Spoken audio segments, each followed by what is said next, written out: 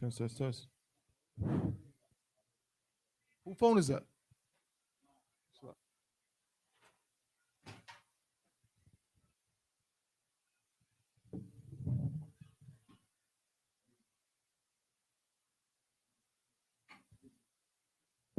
Chose the right one.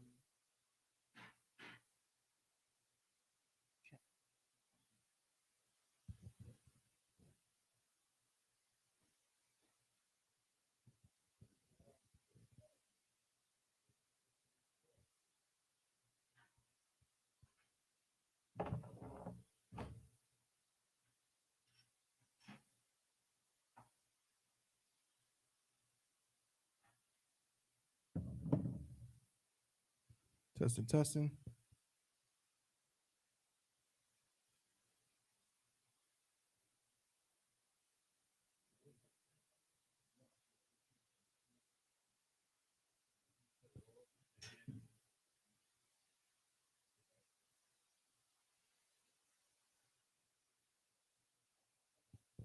Most High in Christ, clap it up. Salakia.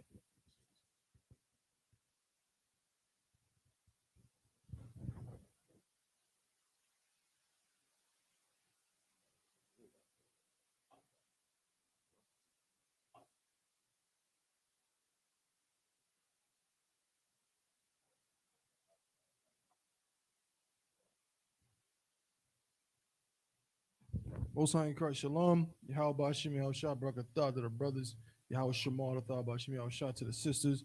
It's the Israelite School of Universal Practical Knowledge. Started out of 1 West 125th Street, Harlem, New York, under Commanding General Yohana. You know what I'm saying? We out here in Durham, North Carolina. Friday night, Lashawan Qadash class. Hebrew class, priest and officer, 500,001 holding it down. As per usual, got some of my brothers in here. My brother, Officer Sadat, Officer Yanazar. You know what I'm saying? Got the young man up in here. So, of course, we're going to piggyback up what we, started on last week. You know what I'm saying? As long as getting into some couple of new concepts or whatever. But, of course, we always like to start off with a little bit of an intro. So, we're going to do that in just a second. All right? So, again, as I said, Isupk, the Israelite School of Universal Practical Knowledge, 1 West 125th Street. All right? That's when the school was established. Pictures up here. I'm gonna put that. All right. Been teaching the truth since 1969. Blacks, Hispanics, and Native Indians are the true Jews according to the Bible. And that the oppressor is the devil the Bible speaks of. Okay.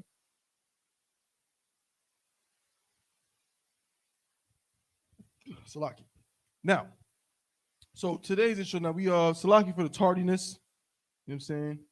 Had to get the setup correct, but no sweat. So we'll do our little intro, right? Get our little intro popping, right? Everybody Tawad though? Most High in Christ. You see y'all brothers, man. Yeah, so now, let me I said I let the young man if you could Bob Kushah in my vehicle. I'm open the door. In the passenger seat, there should be a pad on the passenger seat. If you could just grab that for me. It's just a white pad. Come on. Good, yeah. It should be right in the passenger seat. The water.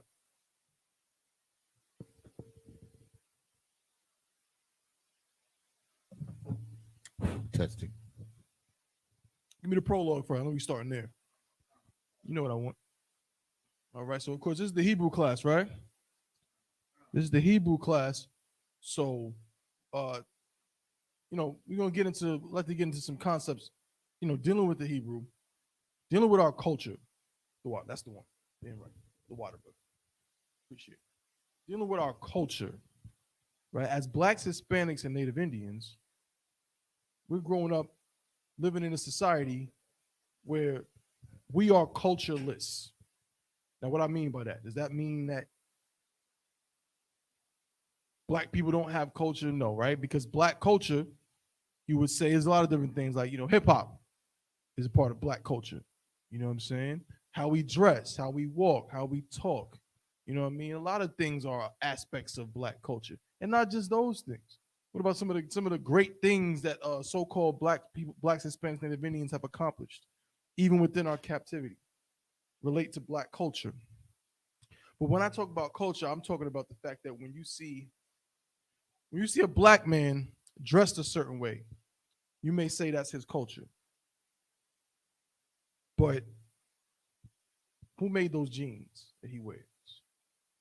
Who made those? The oppressor made them jeans that he wears, right? Or the shirts that he wears, or shoes. How he wears it is black culture. You know, how a black man wears a Miri, how a black man wears Hilfiger or whatever brand you can think of. But those are not brands that black people make. That's not, the brand is not black culture. The style is black culture. But what we're talking about is the root of black culture, the root of our actual culture. The same way when you look at a Chinese man, and Malcolm X said it, you know what I'm saying? We, you know what I mean? We respect the brothers for the different things they might have contributed to our understanding of how of our condition, right? So even though Malcolm wasn't in the truth, and he was, you know, before he was with the Nation of Islam and all that, one thing he said that was pertinent was, you know, if a Chinese man tells you that his last name is Bunch or Jones or something, you would be like, what the hell? That would weird you out. It would be strange to meet a Chinese man named Williams.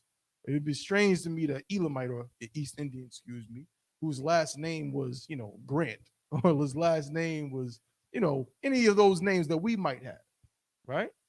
But we know that that's from what? Our slave masters, right? So that's not our culture. That's someone else's culture. But we know full well that the Chinese man, he has a culture. The East Indians, they have a culture. Wherever you go, you know what I'm saying? Any other country, any other nation, the people you encounter, they have a culture. I'm not talking about swag. I'm not talking about how they style themselves. I'm talking about a history that binds them together. Think about how that might change black people. Think about the effect that that could have if all blacks, Hispanics, and Native Indians, who kill each other every single day for the pettiest things you could think of, like stepping on a brother's shoe. You know what I'm saying? Because you think he looked at your woman a certain way. Brothers die for things like that. Or brothers die from gang violence. Sisters die from gang violence. Children die from gang violence. But what if we had a culture? You understand? So actually, before let's do Zephaniah 2 and 1 first. Let's go there first before we go to the prologue.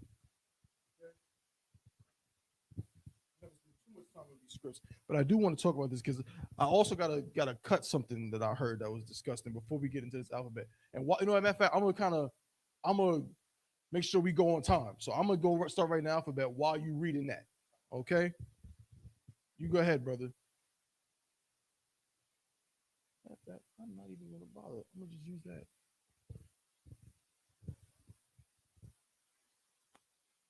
Go ahead and read it, brother. Whenever you get it.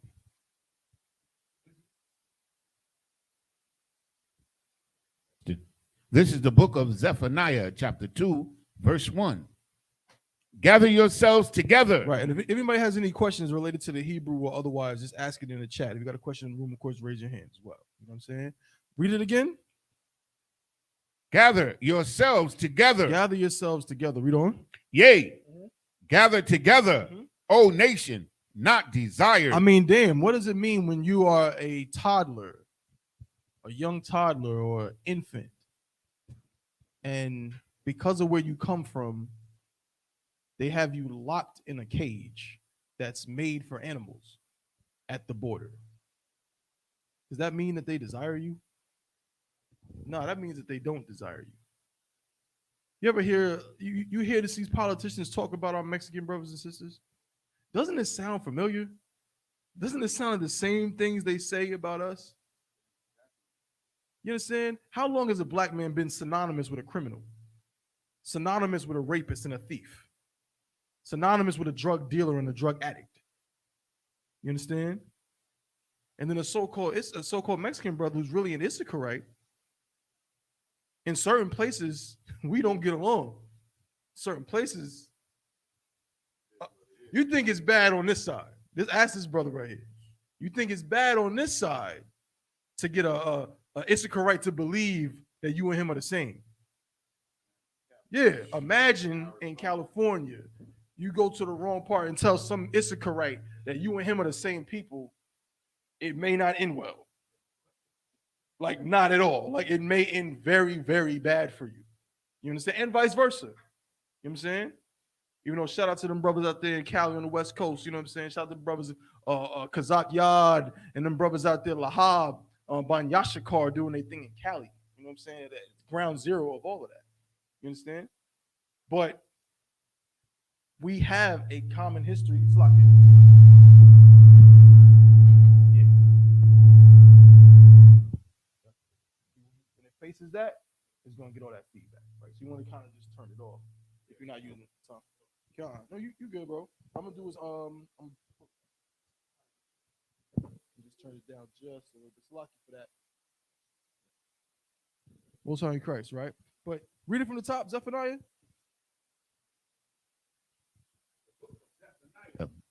The book of Zephaniah, chapter 2, verse 1.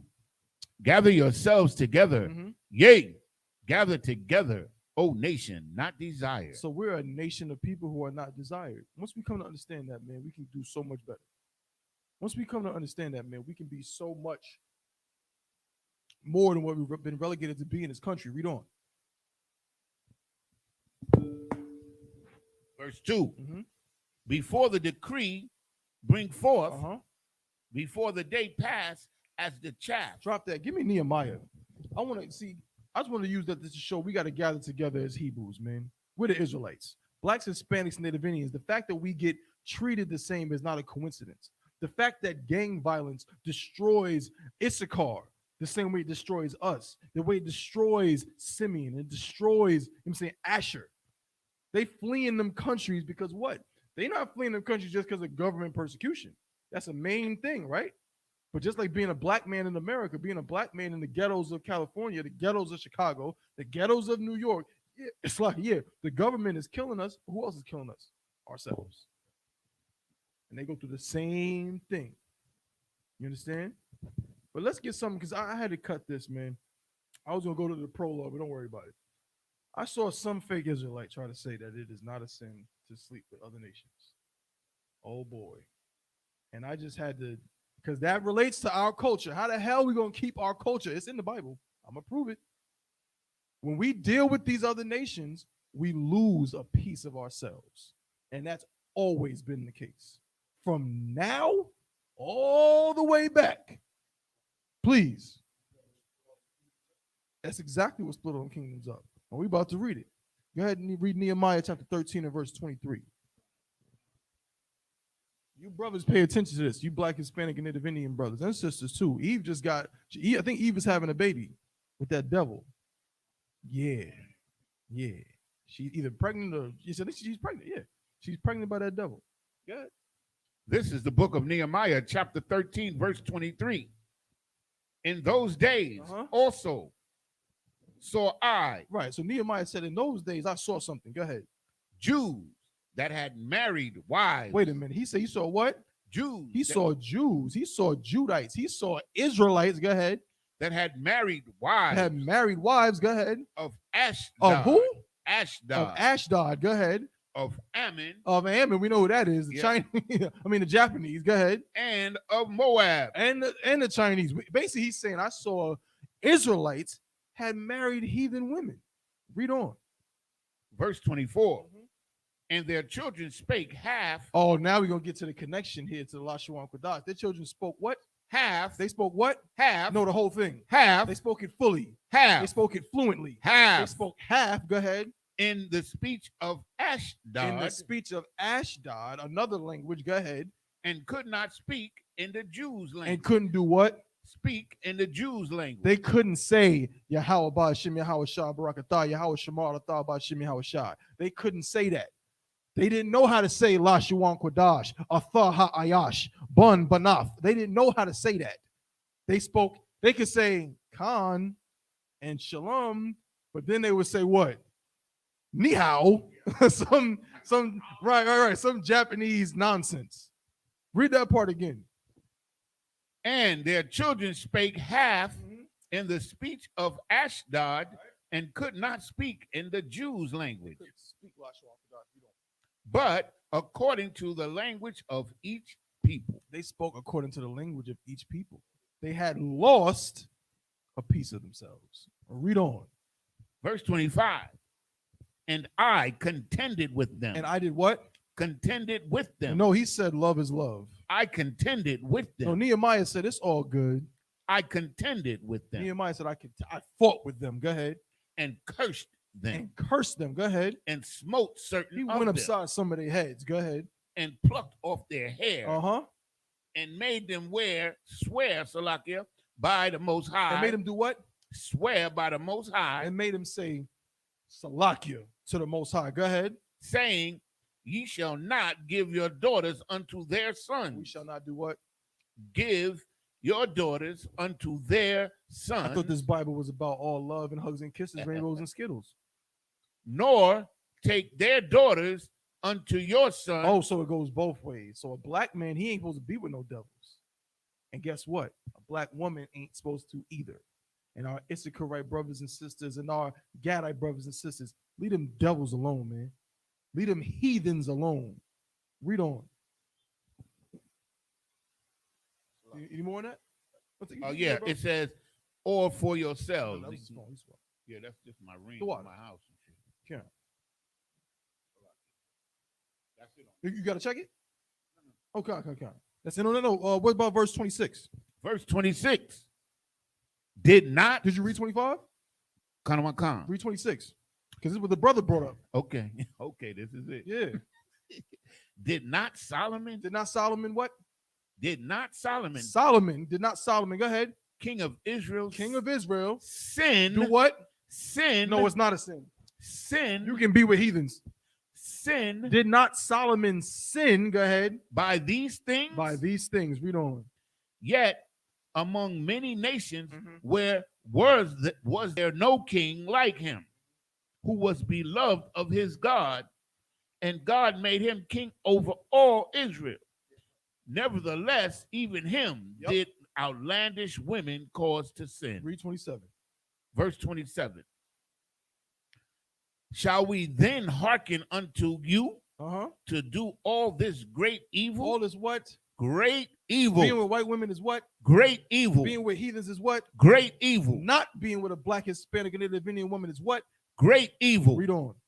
To transgress against our God in marrying strange wives. So when you marry strange wives, you are doing what? Transgressing. Sinning. And we know that the law, that sin is what? The transgression of the law.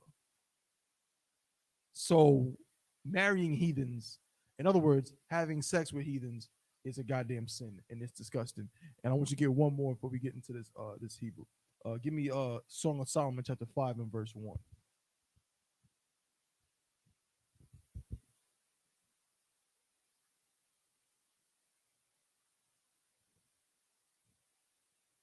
Yeah, I know y'all never heard that one.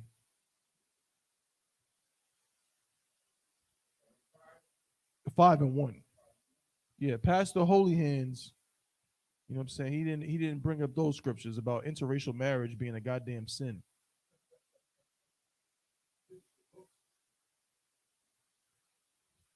This is the book of Song of Solomon, chapter 5, verse 1. I am come into my garden, my sister, my spouse. Wait a minute. This is King Solomon talking. Now, I want to say this real quick before we go on. Y'all brothers remember this. That black woman, that Hispanic and Native Indian woman, is your sister. And it is a goddamn shame for any brother to step outside of this nation and try to go deal with some disgusting dog. It is beyond gross. It is an affront to God. You are disrespecting the Most High when you do that. Read that from the top and peep what he said. This is Solomon talking to one of his wives. Go ahead. I am come into my garden.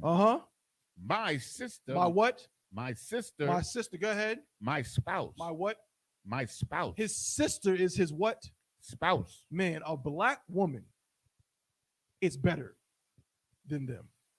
A Hispanic Native Indian, your sister is better than the goddamn Queen of England.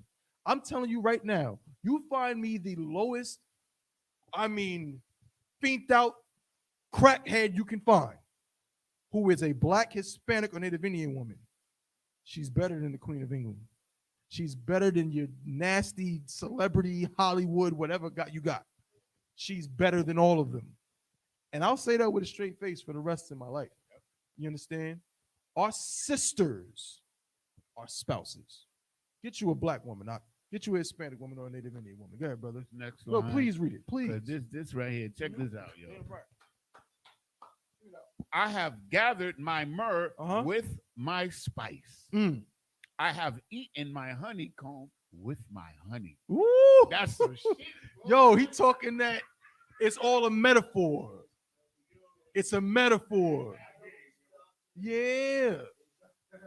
He's comparing her to these different things. Right. That's Solomon talking. You know what I'm saying? If he could have just kept dealing with the sisters, he'd have been all right. But no. Crazy. No sweat. Go ahead, no, please.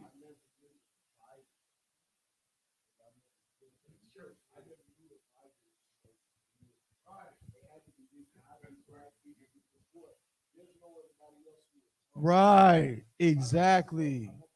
Yeah. Right. That's what it is. That's how we talk when we deal with the sisters. That's what it is. How we spit game. Go ahead. No, what you got, Giannis? Mm-hmm. Yeah, right here. Ataha Ayash. Yeah. Mm-hmm. More you read this Bible, there's more. You're of gonna that. know that there's it's us. More Man. of that. Damn right. That's it. Damn right. The water for that, brother. You can go ahead and drop that, man. Let's get into this quick alphabet review. And then I was actually thinking of you, bro, for today. We're gonna learn some basic One West Hebrew phrases we use all the time. And we're gonna learn how to write them and exactly what they mean, literal definition, and how we use them, and how we can kind of, bring them together and say some different things, all right? Most High in Christ, all right? So, yeah, right. So here we go. We're going to do this ancient first, okay? This ancient Hebrew. All right? Now recall that ancient Hebrew is, of course, the original, right, written form.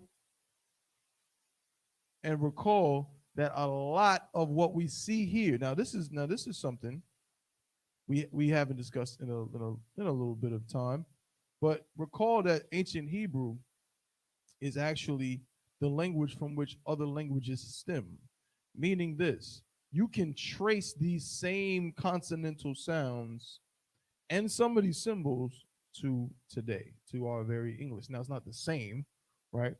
It has different phonetics, but nonetheless, these, again, consonants are reminiscent, right? So let's start with, so what's this right here? This is ah, right? What does that look like? That's exactly what it is, right? You turn this, kind of flip it a little bit like this, and you end up with this, right? The symbol is the same, ultimately speaking, right? Now, so we got the ah. What's this? Ba. Ga. Right? The da. Now, somebody tell me what's important about this da. What do we use this da for? No. Say what? We use the. We mean like it looks like? Oh, you're saying it looks like a slice of pizza? No, that's a fair point. You talking to. I damn sure see a slice of pizza. That's too wild with me. But no. But I'm talking about where do you. I'm trying to word this right. I don't think I can word it in such a way where you'll get it. Okay, I'll ask like this. I know you know Giannis. I'll give a brother a chance, right? But no sweat. in terms of symbolism, I might have just given it to you. Does this look familiar, other than a slice of pizza and a triangle and a pyramid?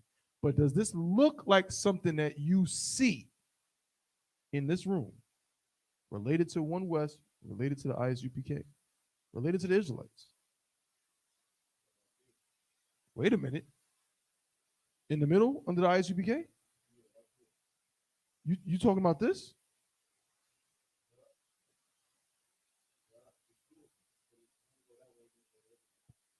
I mean, this brother is on it. I mean, this brother's sharp, because that's exactly what that is. This symbol right here is called, what is it called, Yanazar? It's called the Magun Dawada. So you learn two words, right? Magun Da Wa Da. The word Magun means shield. Okay? Shield. Dawada, right, actually translates into English as beloved. But can you guess what well-known biblical figure this is his actual Hebrew name? Close, but no. King Solomon's Hebrew name is Shalamah. Close. I just gave you a hint. Not Solomon.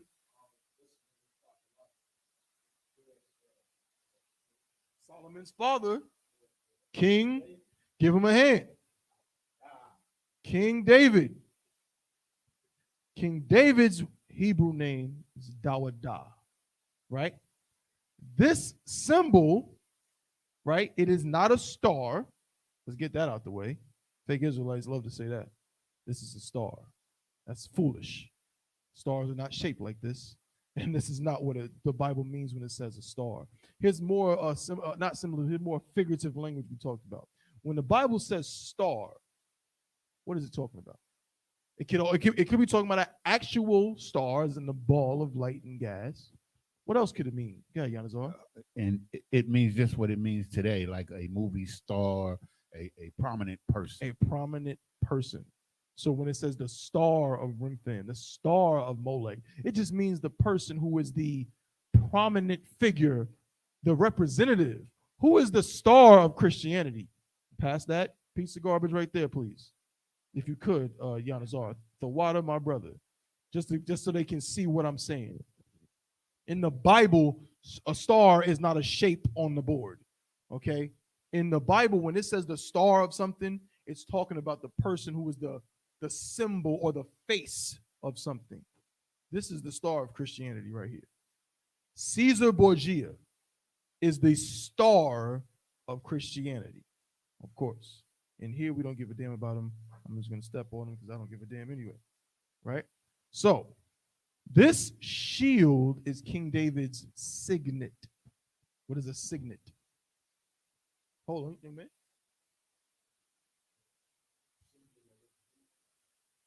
Damn right. It's like a signature. You're right.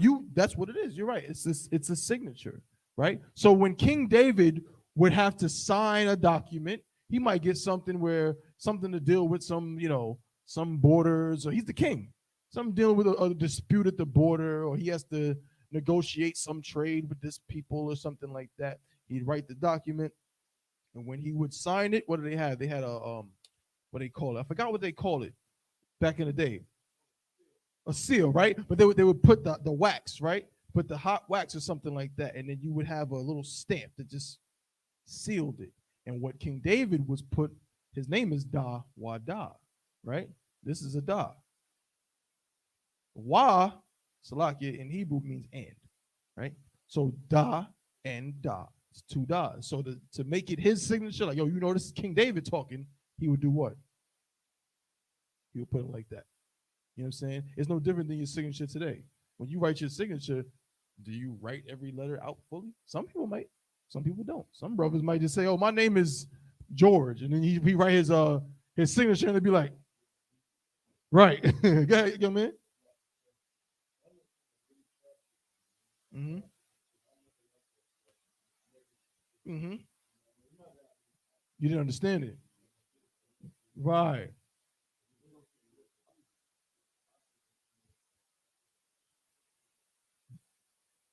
Mm-hmm. Okay.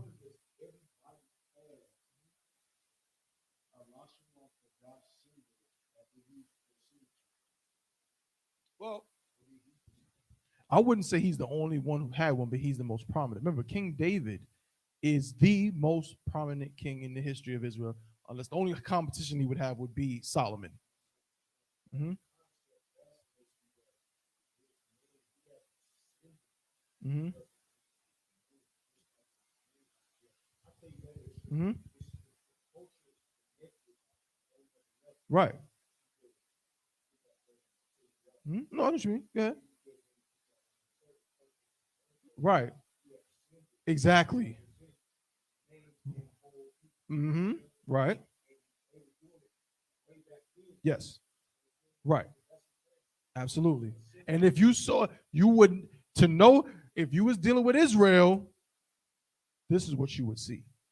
The armies of Israel, the armies of King David, because he was over the nation. You understand? Solomon, some people call it the seal of Solomon. We don't call it that. We call it the shield of David. But Solomon also used this because it was his father. And he represented his father to the fullest. His father was the one who the Most High said the throne was going to be with him forever. David, Solomon.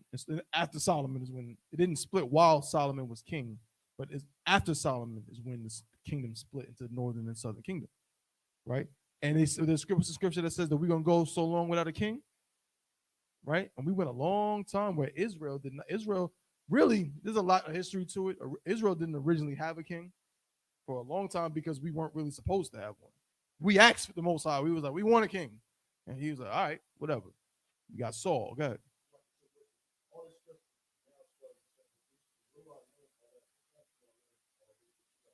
Mm-hmm. You learn it in every class, but as far as if you want to get more on history and kind of just follow the Bible in terms of the story going along, Sabbath service. It's a perfect place for that. It's the place where you can read the Bible, read the history. Yanazar. Just check who said that was. Con. It's where you can get the history as it goes along, and also we're gonna actually read the Hebrew straight through. You know what I'm saying? You're gonna see us read the Hebrew straight through. We're gonna do both. So that's a good class for that. Con. Right? So that's where that symbol comes from. It's King David's signet, all right? So now, of course, then we have the Ha, Salakia.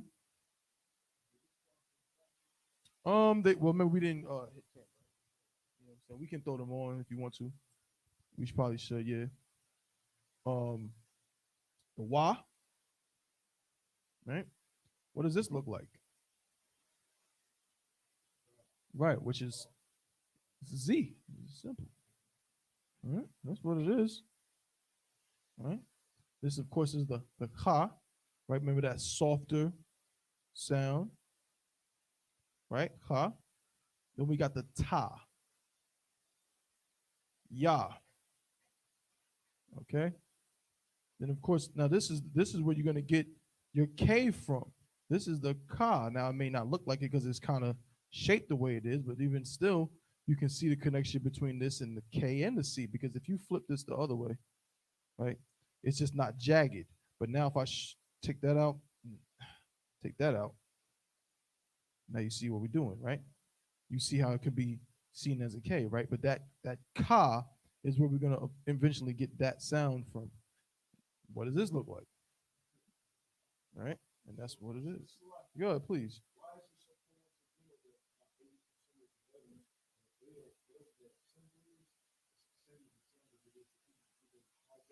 Absolutely. Absolutely. Our language, the languages that are spoken today.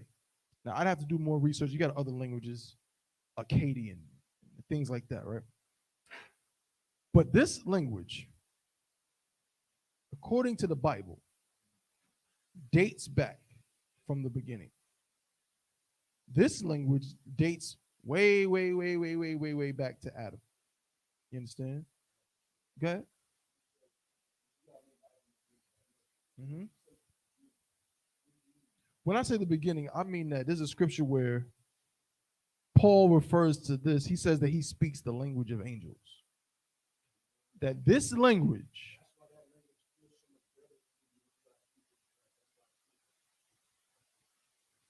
This, according to the Bible, this is the language that when the Lord communicates with his angels, he speaks this. And they speak this back to him, right? And this is the language he gave to his people, starting with Adam. Now remember, before Adam, there was other people on earth. But Adam was the first person. Now, I don't want to get too deep into it, but Adam was the first person that the Lord, I don't want to say had a relationship with. That sounds very Christian. Communicated with. I'll put it like that. What you got, Sadat? That's even better. The Lord dealt with. You understand? He was the first individual person that the Lord spoke to, and he and Adam was able to understand what the Lord was saying to him. Go ahead.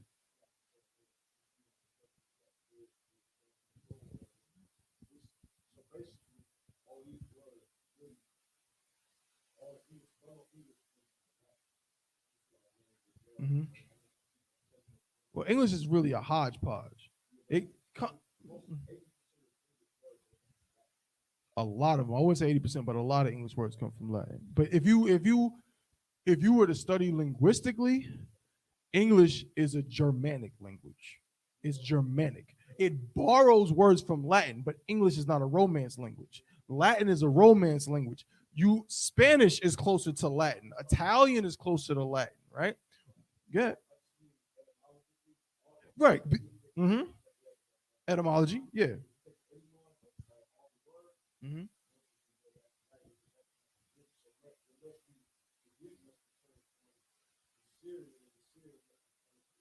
Well, remember, what was the Greek alphabet originally called? Right. Well, see, that's what the so-called Jewish man would call this. He doesn't call that a ah and a ba. He calls that the aleph and the bet. Right. Now, in Greek, right. So the Arabs, right now in Greek, alphabet.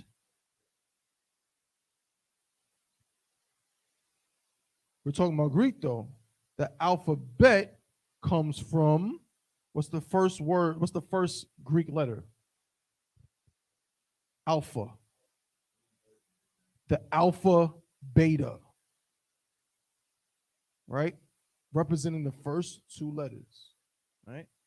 And the alpha beta had how many letters?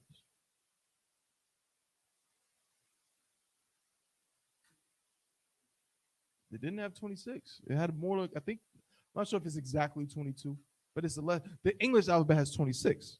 The Greek alphabet didn't have 26 letters. There's letters in the English alphabet that just simply didn't exist. Okay?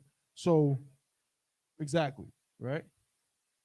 The alpha beta is the Greek origin, right?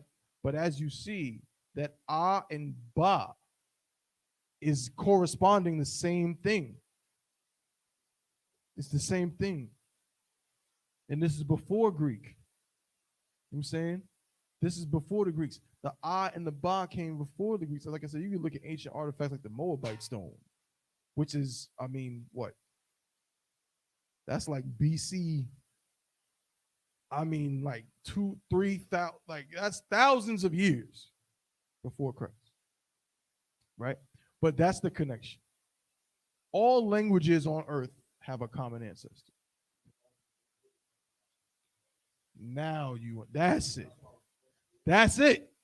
You just said it.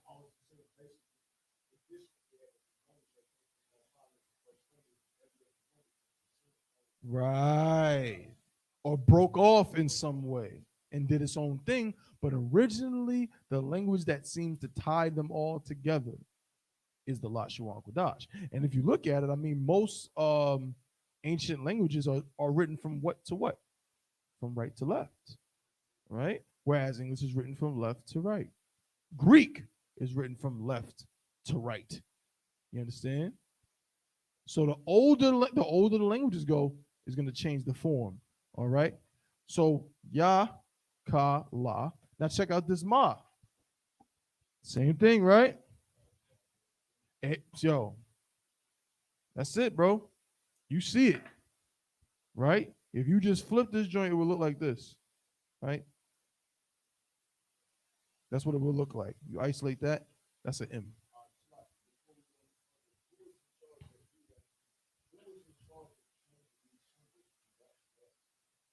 You said changing them? No one's in charge of that.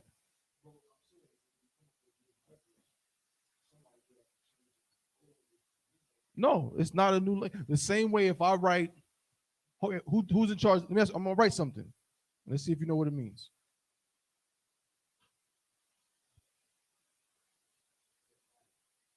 What's that mean? How do you know that? Who did this? Are you sure? You sure the white people came up with this? What about this one? Did white people come up with this? Right. Right. But this technology, this technological language. If I write these two phrases, man, if I write a freaking smiley face, so if I write anything, you would understand it. And some of it comes from devils. So I can promise you this did not come from devils. Right? Exactly. You know what I'm saying? Like a lot of these, we find a way to incorporate our culture into the times, the mainstream way of speech at the time. So that's the same thing with the Assyrian.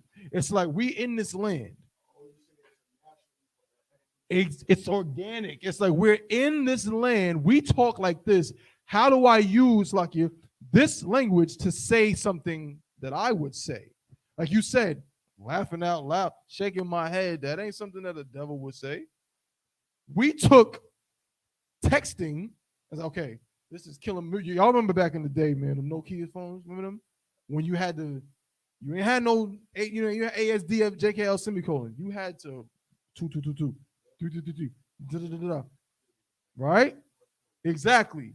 That's how you had to send a text. I'm not about to send a whole laughing out loud. I am laughing right now. I'm not going to do all that. So, SMH. We knew what it meant, and then everyone else caught on. It's organic. You understand? Whenever we're in a place, we're gonna use whatever they give us and flip it. Just like that Jamaican patois. That's English, but it don't sound like English. You know what I'm saying? That brother might understand it. You might. Some of it I understand, but some of it I don't. Come on. Patois? I thought Creole was French. What's the one they speak in Jamaica? That's not broken French. That's broken English. Hold up. You saying, wait, the French didn't even conquer Jamaica. Patois is broken English, bro. Creole is broken French.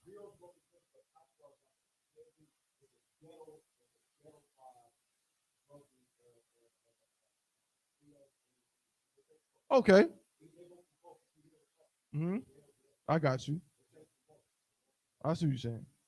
It can't be French by itself, Sadat. I'm saying that's in there, but it's definitely broken English in there. Yeah. You Bunyani, what wait, where you?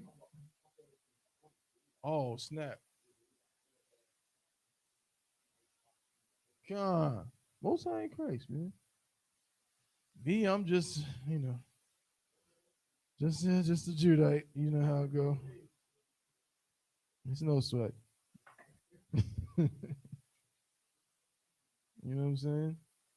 Used to say that back in the day. I'm just black.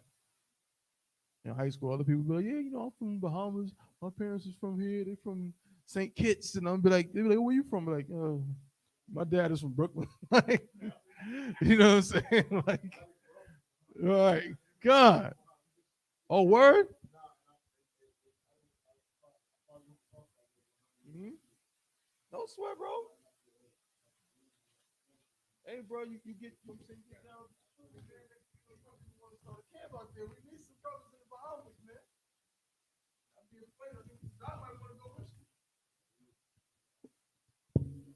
Okay?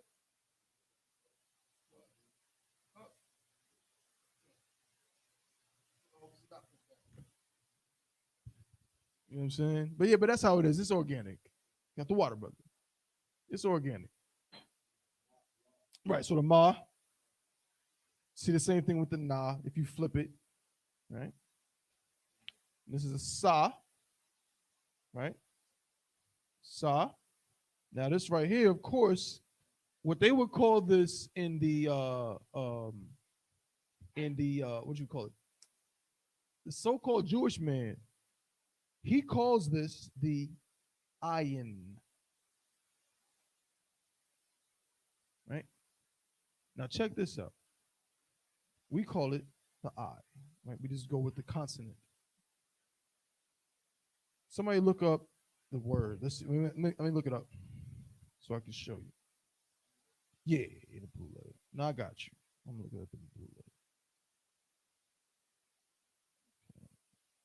1 second. Bear with me just a second.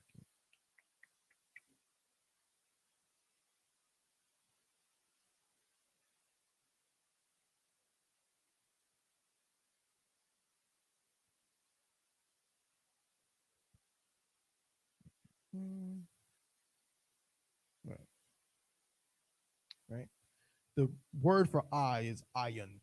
That's literally the word for I. Now in the Lashawan Qadash, we would write it, of course, like this. It starts with the ayin. Right? It's literally the word for I. This symbol is representative. It's what's called a pictograph. Does anybody know what a pictograph is? Right. A pictograph is essentially a letter form or symbol that's supposed to represent an object. Right. Okay. So this is literally supposed to look like an eye. Right. Okay. And now we literally to this day have a letter, the I, right? And we still pronounce it this way. This is how we, in Hebrew, if I was talking about your I would say ayin. Ayin. And now in English, we've kind of taken off this last part and we're still calling it an I. Still has a relationship. You understand what I'm saying? Yeah.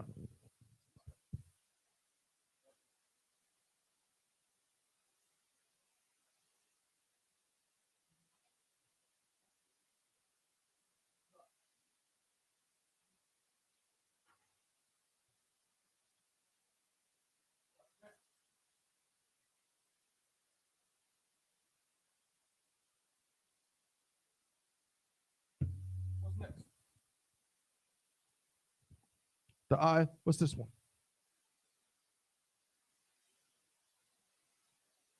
Pa, right? Pa.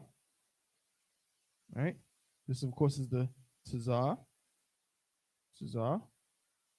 We're gonna do a class on this one day soon. Because you can actually trace this. You can trace this into the Greek. You can trace this. They use this a lot, this sound. Right? We're gonna get into that one day. Real soon, actually, because Haza'ab, the Hebrew scholar of all scholars.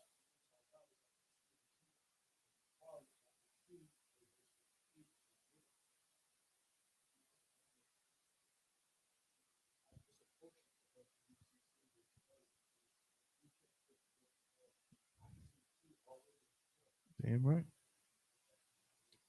This might throw you off. This is not a W. This is not a W. I wouldn't say it's not, but I'm going to say this does not represent that sound. Because the W is actually one of the most recent additions to the alphabet.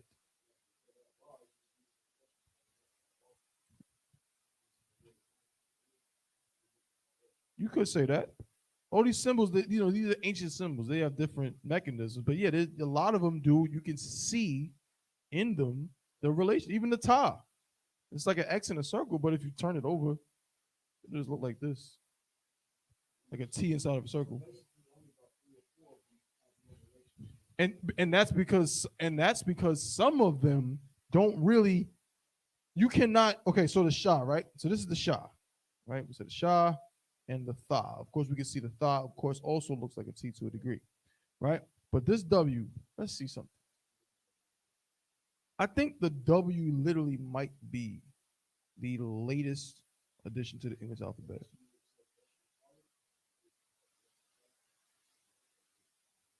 It says W is the 23rd, fourth, right, fourth to last letter of the modern English alphabet.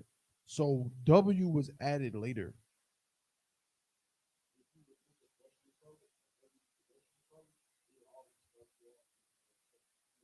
Which one? No, I didn't hear what you said.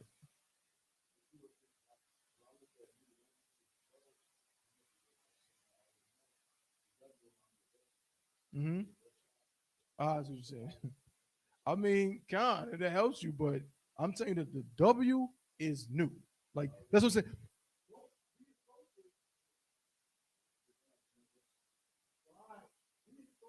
The symbol with W, but W is new. So 100, I mean, 1,000 years ago, if you just showed this symbol to somebody who spoke English, now granted, we know back then it was what? It would be called, but they didn't call it that back then, but now we look at it as old English, right? They would not know what this is. They wouldn't be like, oh, that's W. They wouldn't know what it is. Right. It says the classical Latin alphabet from which the modern European alphabets derived did not have the W character. They did not have the W character. You understand? That does not mean that there was no W sound, the wa sound. Now, again, we can get real linguistic with it. There's a real breakdown on the local fricative, da da da. We don't got to get into that. The wa sound existed, but this symbol is new. All right? So we good here? Most High in Christ.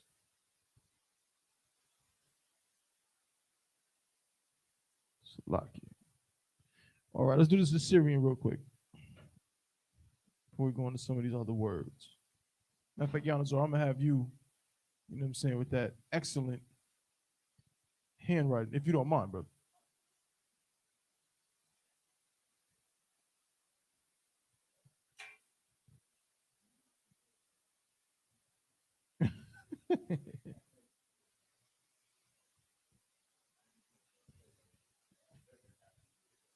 No, yeah, when it comes to this Hebrew, yeah, let me move that devil out the way. Brother, you don't got to avoid him. You stepping over the devil. Damn right, Salakia. Yeah.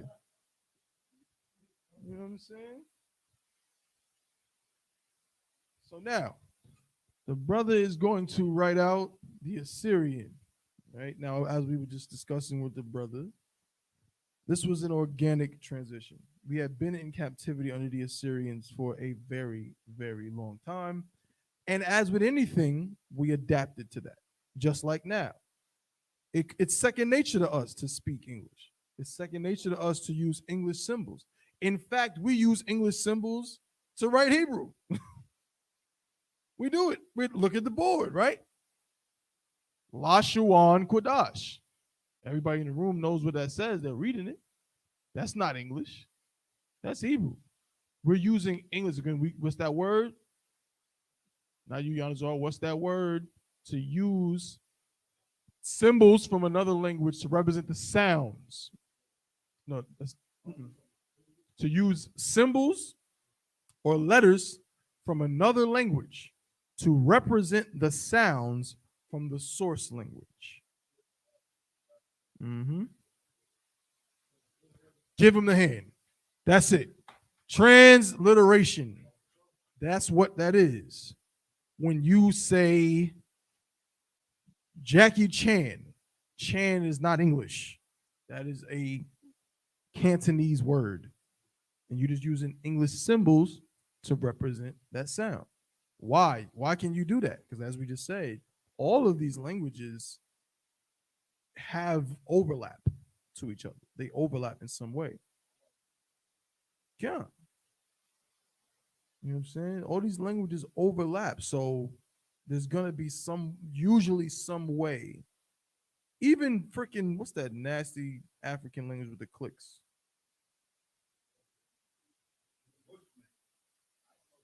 That's not the one I'm thinking. The one where they be clicking and clacking. Maybe that's what it is. I don't know. It's some crap. There's some crap them Hamites be speaking with a bunch of clicks and pops in it, and it sounds crazy. But I promise you, there's some way to write that on in English. You know what I'm saying? Like, there's some way to do it.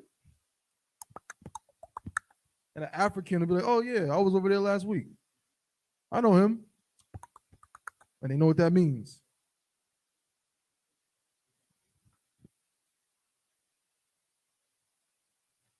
Right? So now we seeing. God, I think you one of them you already you gotta fix that one. Yeah, they gotta wrap around, bro. Don't it? The pa, because remember that's not the one at the end of a at the end. God, but I'm saying, but the bottom of the pa, what's it look like in the regular? You feel what I'm saying? Isn't it supposed to come around at the bottom? God, yeah, you had written it there like it was the one at the end of the word. There we go, perfect.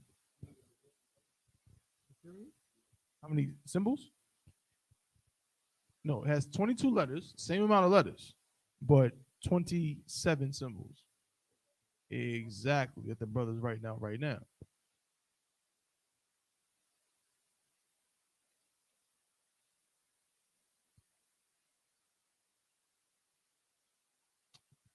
You can actually look up, if I'm not mistaken, you can look up. They found a tablet. Come on, if you could.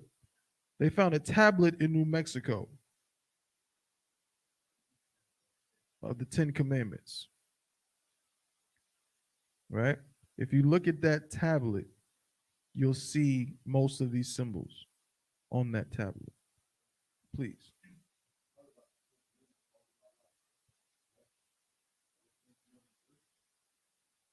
They're real, but they're just not what people think. The Ten Commandments are not special. Ten Commandments comes from the fact that the Most High told us he was going to give us all as a nation after we came out of Egypt. We came out of, so imagine we came out of slavery.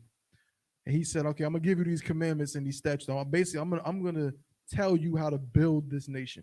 I'm going to give you the blueprint, and I'm going to give you our laws. I'm going to give you our customs. I'm going to give you the constitution for this nation that you're going to build. It's not only 10 of them. The only reason why those 10 are known as the 10 commandments is because after those 10, the rest of us ran like B words in the opposite direction. He was going to give it to all of us. Like, we were standing there listening, but imagine thunder like you never heard in your life. Imagine lightning like you never seen in your life. Imagine a cloud of black smoke higher than any skyscraper you've ever seen, and just terror in front of your face. And after he gave 10 of them through lightning and fire and smoke, we were like, you know what? I'm out. I can't take it. Moses? Guess it, Doc. Right. Right. It's in the scriptures. That's all in the scriptures. Yeah, we don't teach nothing that's not in the scriptures. We don't teach nothing that we don't. Mm-hmm.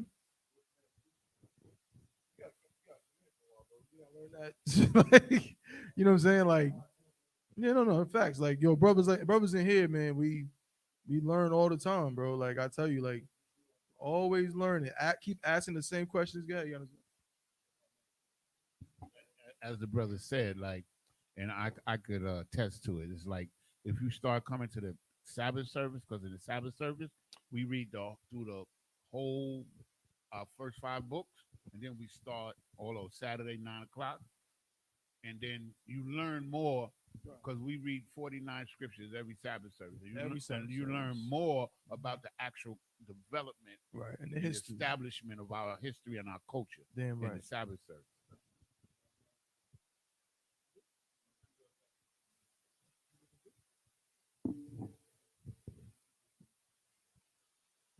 Oh, I got you. You want to take it outside? No sweat. No sweat. No, I feel you.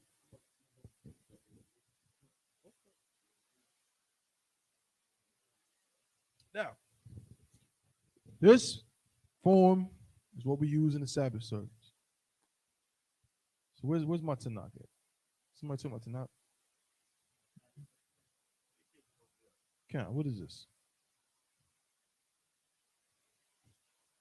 Yeah, there we go. Oh, okay, no sweat. If hey, however Cap want the table to look, that's what it is. You know what I mean? It's right here. I always, this is what we reading. At your Christian church, we ain't reading. You feel me?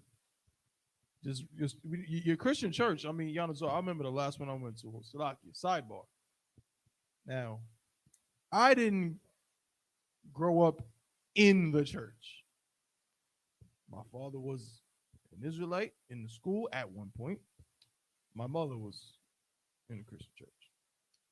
And, and she would take us or whatever, but it wasn't like I was in that. You know what I mean? Because I wasn't really with my mom all the time. But last time I went to church was right before I left New York. You know what I'm saying? I got dragged. You know what I'm saying? I said, F it, I'll go. And brother, when I tell you that this Christian pastor went up there, and then I was there for about 4 hours. And he read, brother, he read 2 scriptures in 4 hours. He read the same, he went back to the same, they kept taking breaks, the song, drummer, and the band, and the woman was running around the joint, and then her dress, she fell on the ground, her dress flew above her head. All of that happened. They was doing that stomp move, all that. I'm dead ass, bro. And he read 2 scriptures. Yeah, If I may, sir. Last week I was reading an article. Mm-hmm. I can't think of the guy's name. This is around the turn of the century, the 1900s, when they developed the present doctrine on like what you just talking about, where you read a couple of scriptures and you make a whole sermon. It was about the development of the sermon. If I'm not mistaken, now I want to know what you're talking about, because I know that a lot of what we do, what we think is comes from the black church, actually comes from devils. It comes from devils doing these tent revivals. Yes. Go ahead. Like this devil, like I think I saved it to my safe. If I still have it, I'm gonna send it to you. This is one particular devil, and basically what it's saying, to put it in like a synopsis, is that this one particular devil set the tone of how to do a sermon. Like he made the model of what a sermon should be. And what he said, the reason why they only used it a couple of scriptures was because from those 2 scriptures you can make a whole new doctrine, and which is what they did.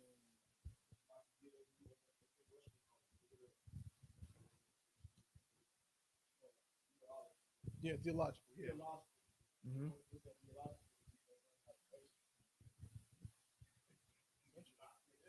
They got a big one right not too far from here.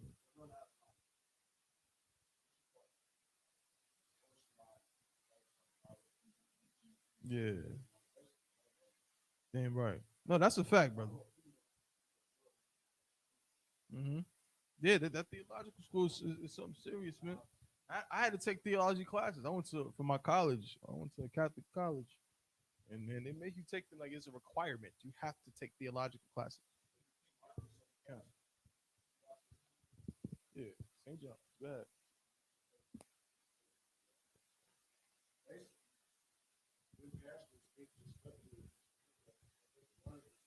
Right.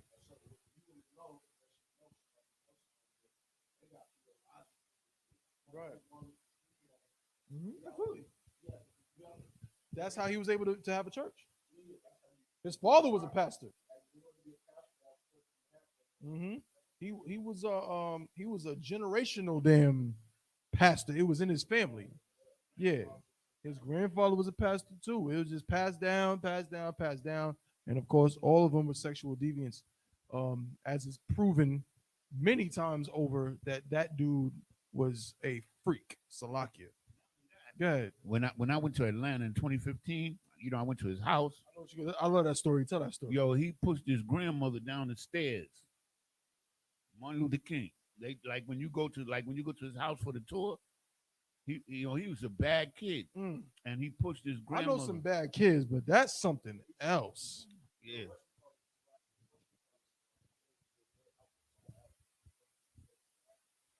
Mm-hmm. Oh yeah, I could imagine. I could only imagine. You know what I'm saying? But meanwhile, while you go, yeah, facts, plenty of that. It's no coincidence. But meanwhile, while you go to the Christian church and they reading 2 scriptures in English, the Isupk and the Commander Junior Hana, I'm just telling you like this. You see these symbols right here? You don't know what the hell it is? Tomorrow morning, we'll be reading out of it. We're going to read both sides. You understand? 49. We're going to read 49 verses of this. In what, an hour and a half? We ain't going to make you wait 4 hours. We ain't going to have you in there for 4 hours. No sweat. All right? But that's why I stress this is Syrian. We're going to get into some words because the brother wants some words. Okay. But yeah, these symbols, man, get familiar with this. Because this is how we're going to cut these devils, man. We're going to cut them. Because they don't know this. They don't know this. They cannot read the Moabite stone. They cannot read the Mesha Stele. They cannot read any of them ancient artifacts. You understand? And I'm telling you, I'm not even trying to, it ain't about me, but I'm from a, quote unquote, Slakia, one of many, you know what I'm saying, kind of Jewish neighborhoods, so-called Jewish neighborhoods in New York. They don't know what this is. They don't know that. These symbols they know, but when they read this, we know what they're going to say. They're not going to say Abagada Hawazaka. You know what I'm saying? They're not going to say Tawab. They're not going to say Yahweh. They're not going to say Shalom. They're going to say a bunch of other nonsense that sounds crazy. You know what I'm saying? And we're going to show them like, nah, we got the ancient Hebrew. We speaking the real Hebrew. It was the 10 Commandments. I forgot to know they named it, but it was the 10 Commandments. Yeah, I just saw it on Facebook. Yep. No, definitely not that shit. Yeah. Let's see real quick. I think it was in New Mexico.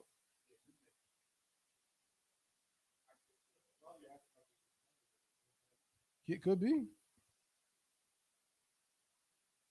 They call it the Los Lunas Decalogue Stone.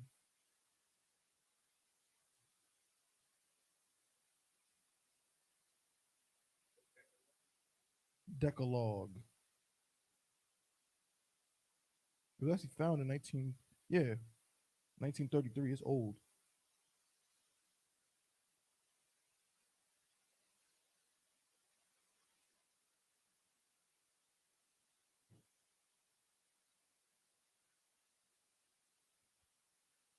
Yeah, man. So I'm gonna read up more on that. But anyways, yeah, just get familiar with this. Get familiar with this, Dwight. You want to throw it for last time, no sweat.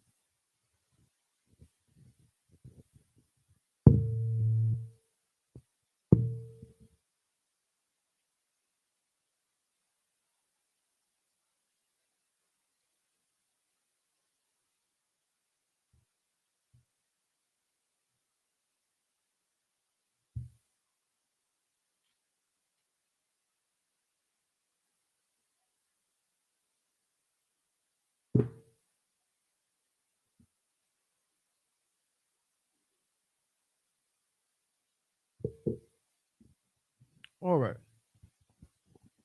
We're gonna clip this for here. Let's get into some of these words. All right, let's get into some of these words. All right. the water for that, Yanazor. You know what I'm saying? What is the Hebrew word? So basically, I'm gonna call this, man. We're gonna call this, man. We're gonna call this One West phrases.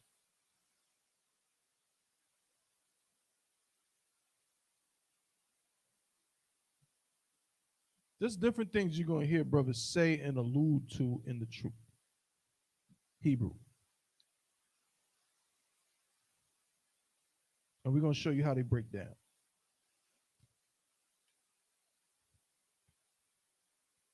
What is the Hebrew word for hand?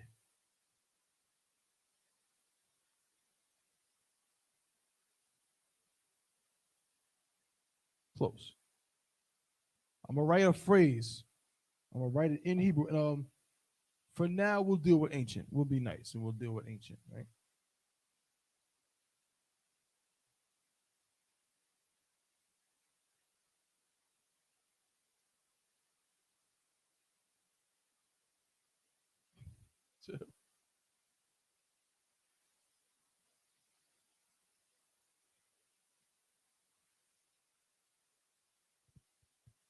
Somebody say that.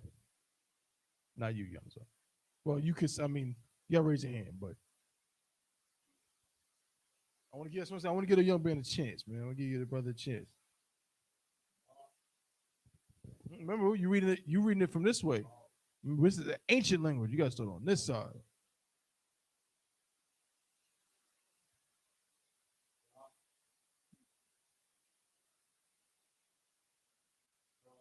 Hold up. Wait. It's connected. You dropped what? You dropped the second vowel sound. Connected. Yod. Uh-huh. There you go. I'll do the same thing here.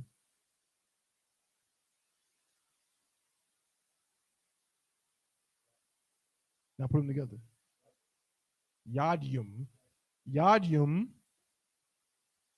Right? Yadium means hands. Slakia. Hands. Now, recall this. This, what we might say is a suffix that at the end of a word. Yum. What does this do? What does it do to a word? To help you out, the word for hand is yad. That's why officer in Seattle, not Seattle. He's in Northern California. How much? Kazakh yad. Is he in California? He's in Cali. Kazakh yad. Kazakh means what? Strong. Kazakh yad means strong hand. Right? This yum or the sisters, yun, what does this do? Yeah, Yanzor. Makes it plural. Now, this is a big help. You want to talk with One West words and One West etymology and Hebrew. So many times you're going to see this yum appear at the end of a word to make it plural. This is why. So I'm going to say something in Hebrew. Atha Akya.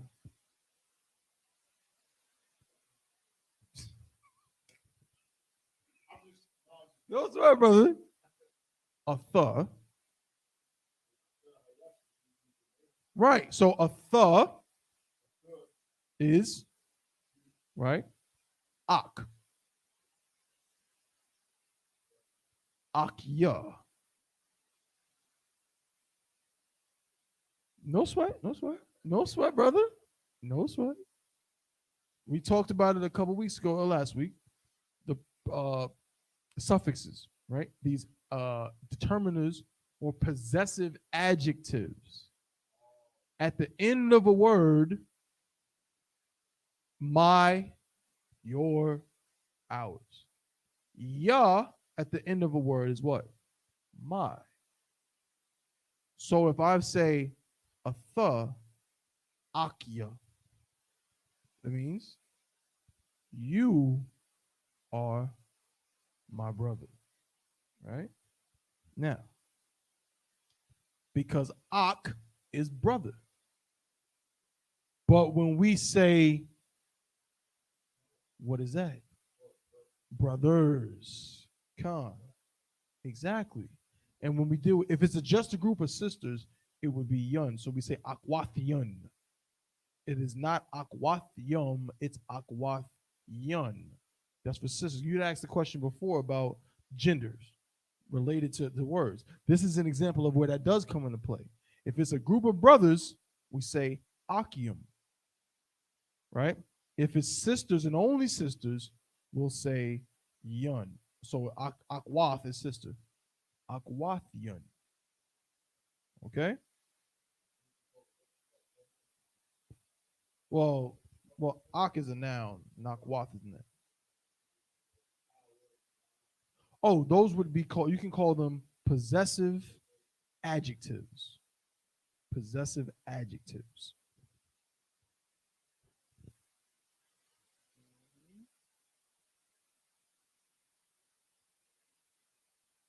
So we add yum most of the time, right? Because obviously in most languages, the masculine dominates. We add yum to make a noun plural, right? Sometimes you use it on verbs too, but right now we're mostly talking about nouns. So akyum. Give me another noun. Another noun that we might know. What's another thing that we know that we might be able to add that to? Yeah. And right, give him a hand. Give him a hand, right? A noun is what? A person, place, or thing. Adawan.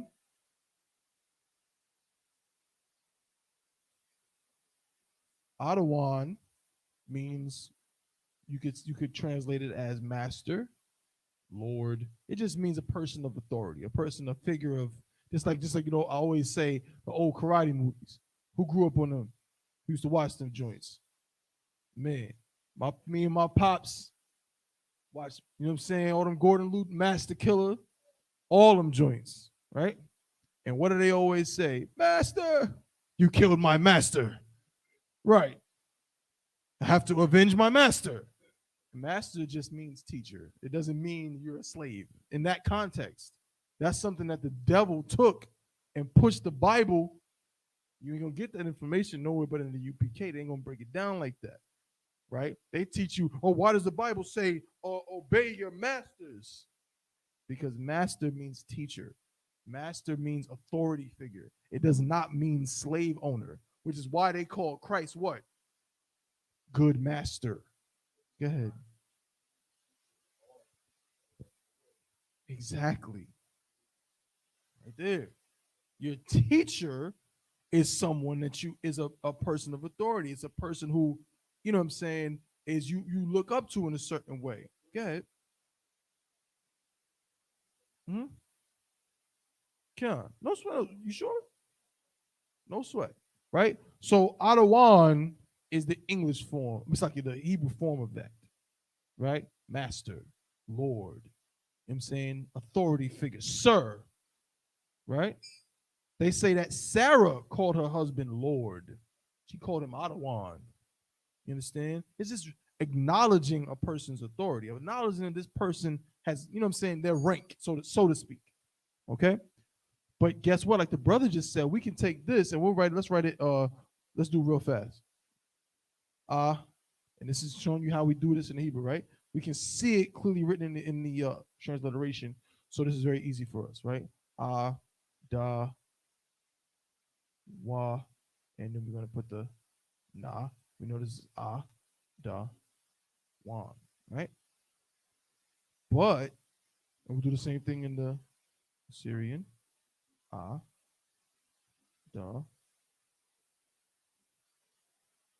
wan, right? But you address one person singular as Adawan.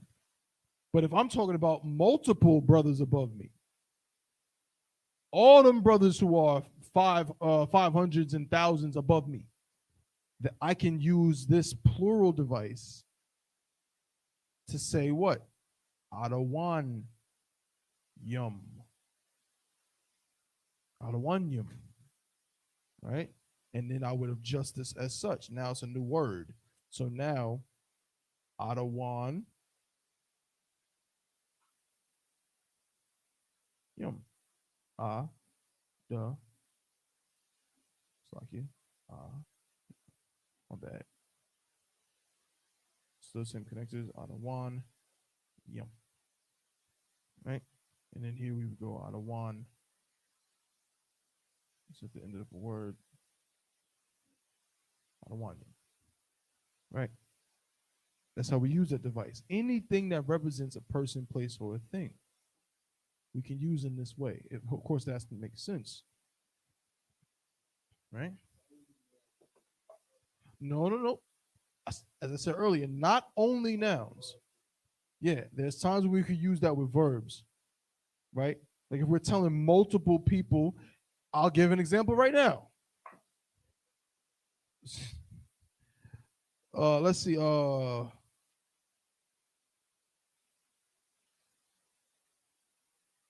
Let's see. Salakia. I know the word, but I want to make sure that it is the proper part of speech. So let's go to blue letter. Let's go to blue letter.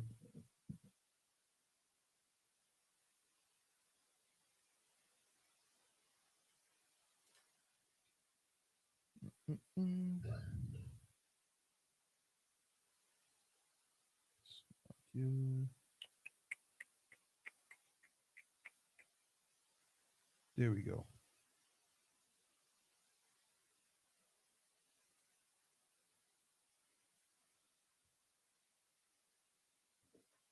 Right. Yep. Okay, so it is correct. You can tell it's on.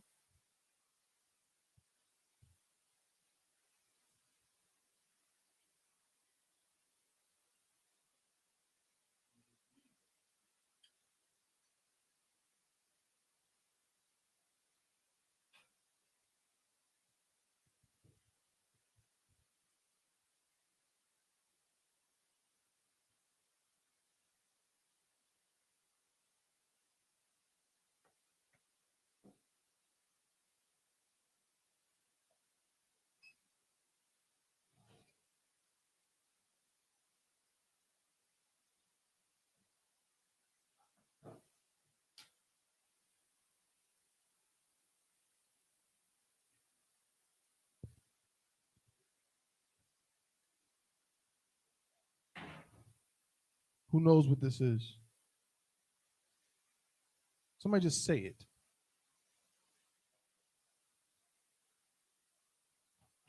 This word. You too hard, bro. You too hard. That looks very, very excellent.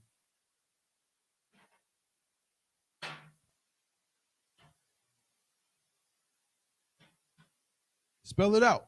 Just like just what you do with English. I want somebody to spell this out. Mm-mm.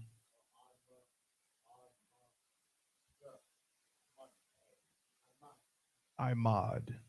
Perfect. This brother's gonna if he Imad. What is this? This is a verb.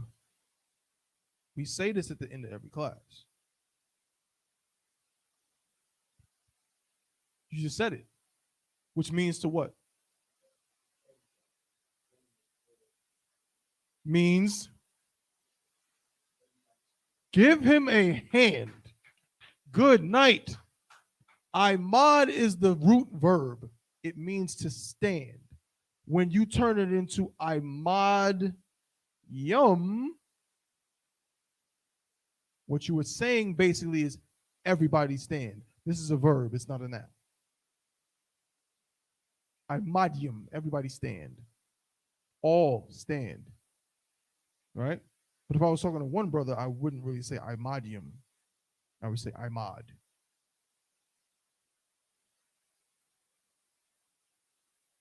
We can write it in the Assyrian as well.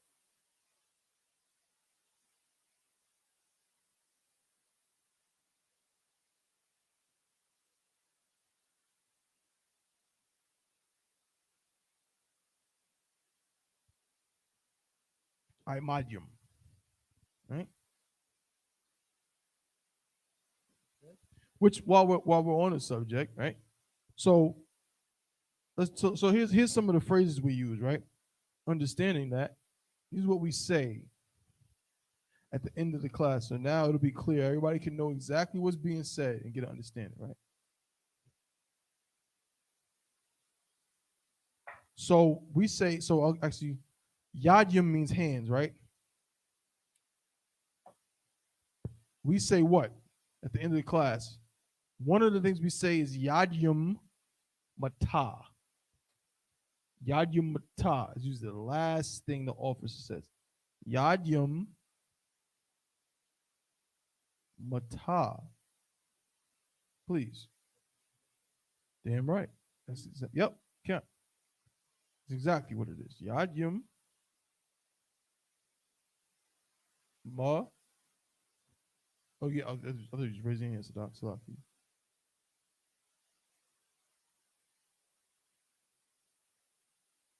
Yadyum Mata. Right. Yadyum Mata. And understand the roots as well. Yad means hand. Right? So now we add the vocabulary, we can understand things in different ways. So who's familiar with this phrase?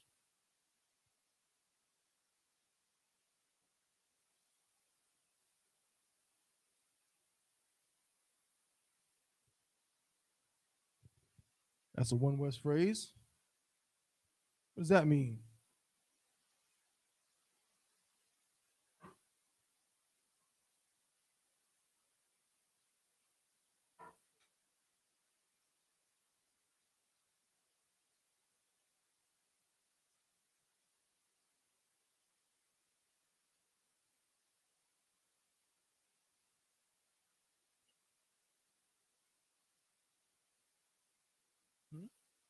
Mm-hmm. That's right. Give him a hand. That's what that means. Hands of war. Or hand, better yet. Like hand, think of it like hand to hand combat. Right?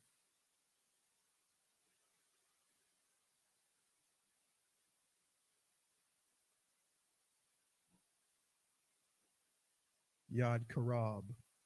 Mm-hmm. It's like, let me respell it. It's Quarab. So I just got to change one letter. I want to make sure I spell it correctly. It's not a ka, it's a qua. Yeah. It's Yad Quarab.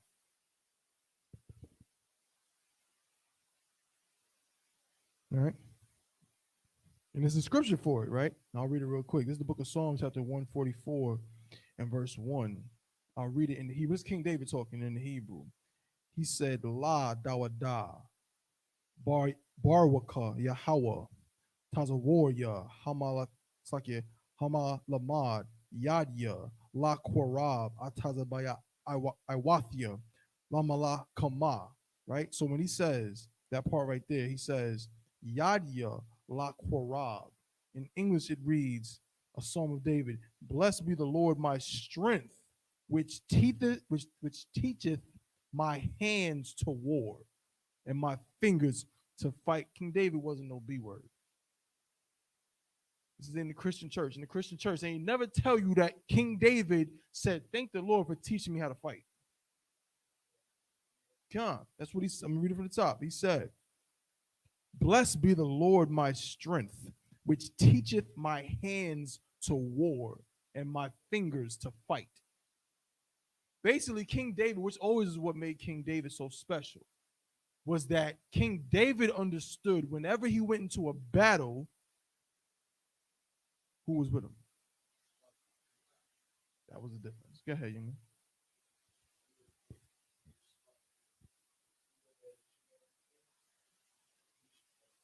man. Did he have anything negative on his name? Yes. You know what that was? He was too violent. That's not, I can't say that's all it was. That was serious. He committed adultery. He sent one of his, yes. Well, technically they were dead, but he did some foul with Bathsheba. You heard, you may not have heard of it, but you ever hear of David and Bathsheba? What he did was he had a brother in his army, a loyal brother. He was so enamored over this female who was his brother's wife. He told his mans, he said, look, put that nigga on the front line. He's like, yo, make sure when y'all go out there and fight, that nigga's in the front, because he knew he was gonna die. Put him in, and that brother was loyal. It's not necessarily, but he knew the water was. King David was a strategist. It was a fierce battle. He knew what was going on. He's like, yo, if you put him in the front, chances are he's gonna die. Lust, straight lust. That's it. Straight lust. Straight lust.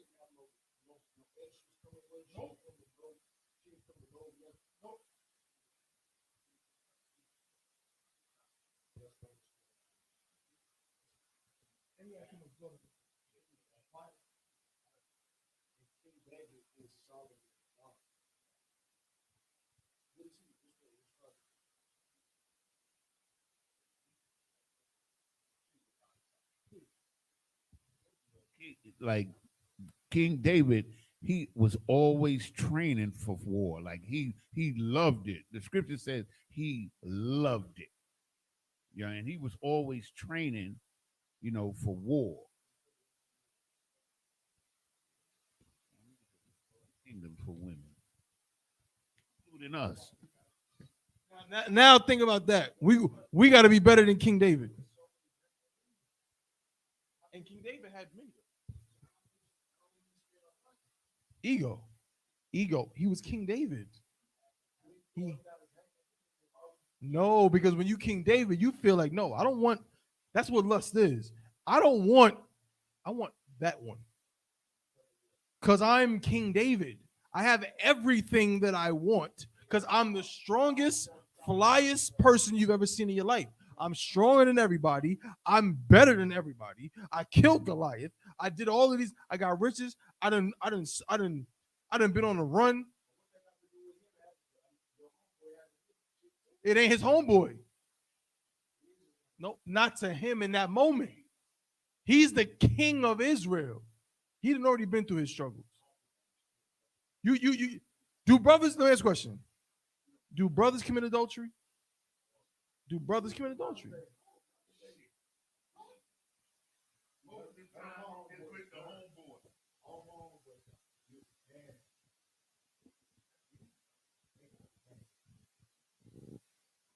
Brother?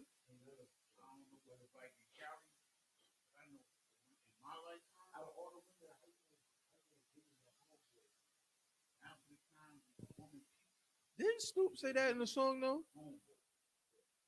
Didn't. Well, first of all, I know they was on that. We don't love them out. That's one. But, brother, let's be real. Let's be honest.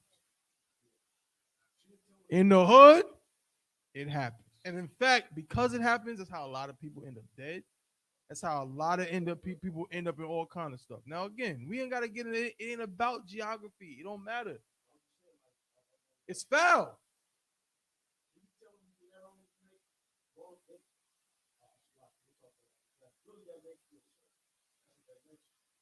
And guess what? And that's why the Lord told King David, you can't build my temple. He told King David, you can't even build my temple because I got problems with you. And guess what? King David was a man after the Most High's heart. He loved King David. He was so. Man, let's get the scripture. Salakia. It's Lashawan Qadash, but because the brother asked a question, give me the one where he told King David what he would have given him to break the entity. I love the scripture, man. I remember this from back in the day. Let's break the entity real quick. The Lord was so mad at King David for that. He told him, brother. Absolutely. Not his star, his shield.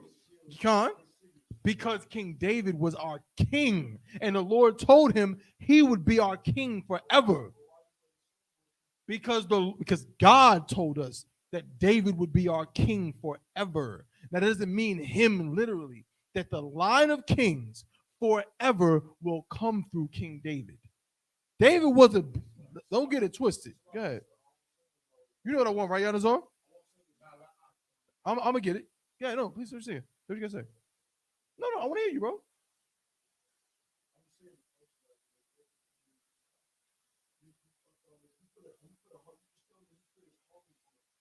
Mm-hmm.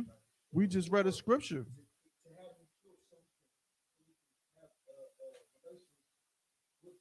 We just read about King Solomon. Who was wiser than King Solomon?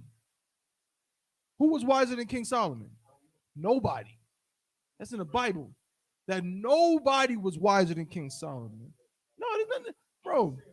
No, but guess what? This is what I'm trying to tell you. You not wrong, because guess what?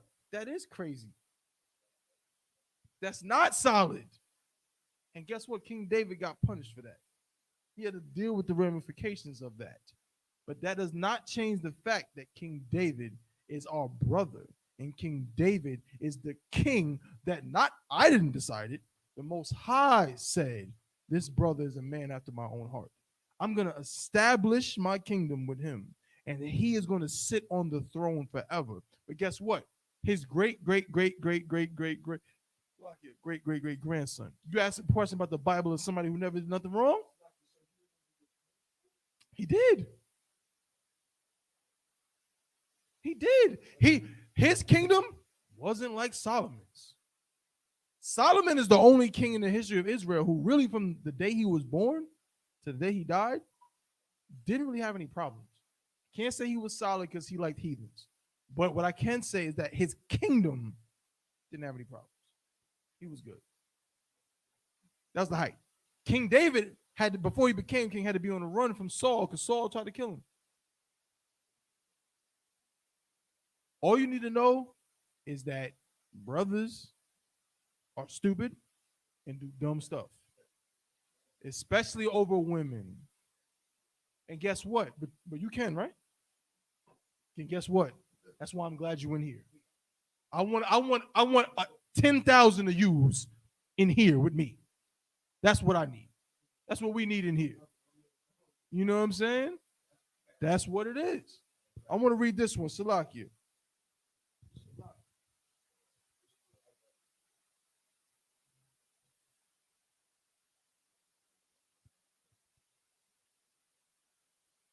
I gotta read the scripture real quick, man. We ain't even got much time. Oh snap.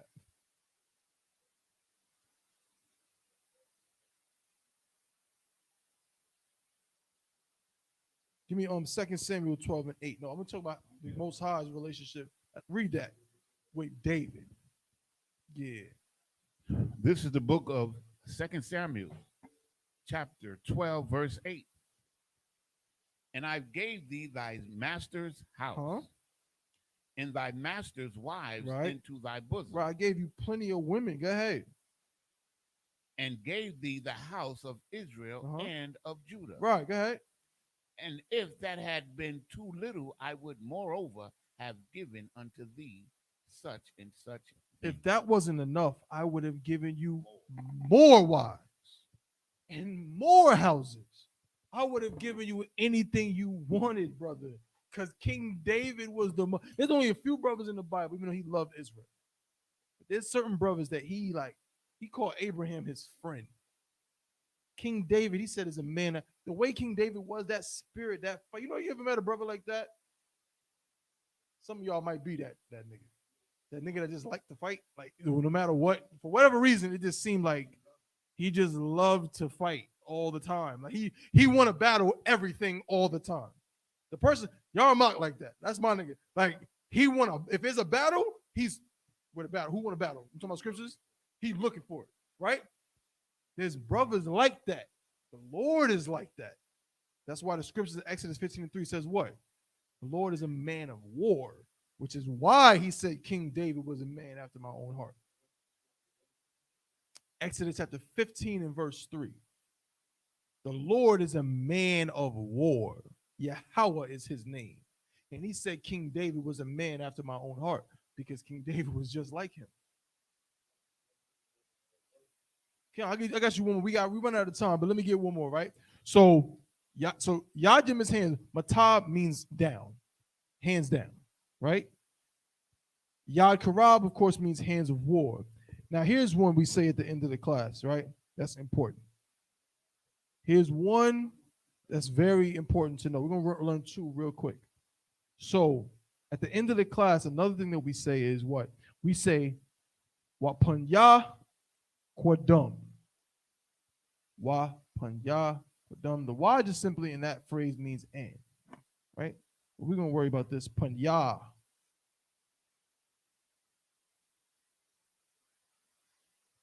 Kwadum.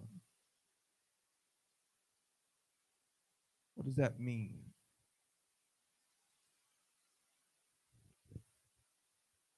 Panya Kwadum. We're going to learn some directions here as well. Yeah, Yanazor. It's like, yeah, man. Give him a hand. The brother, good memory, right? Kwadum means east. Salakia.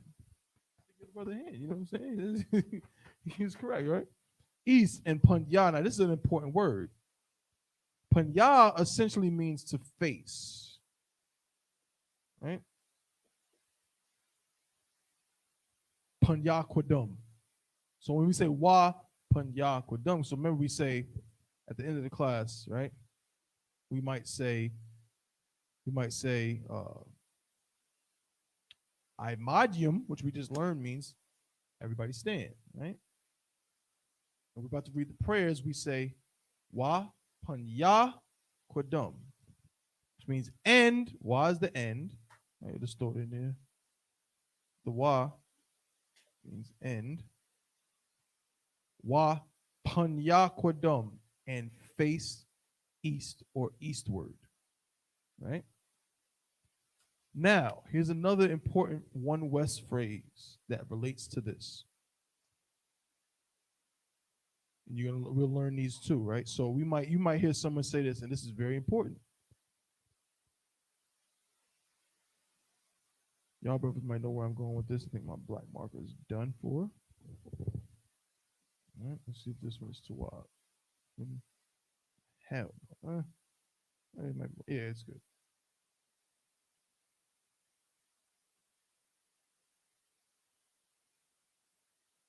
Same word, right? Panya. What does the word alawap mean?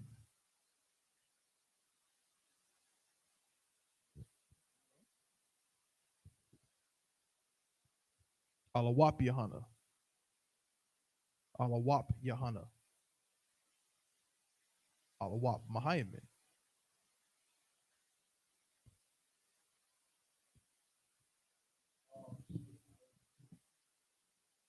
That's right. Alawap Yahana. Alawap Mahayamin.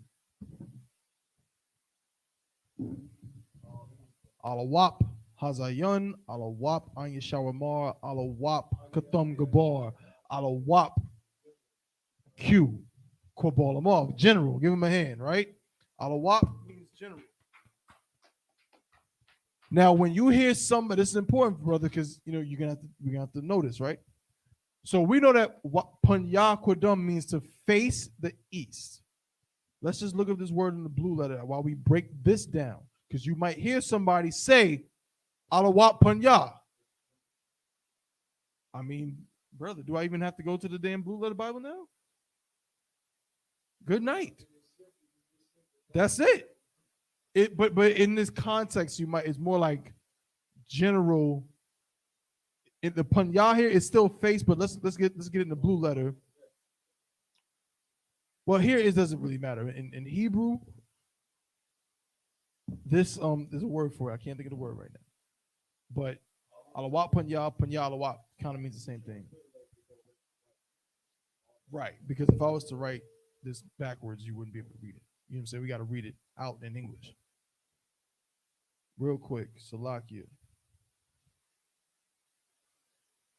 I'm gonna tell you what the number is for it.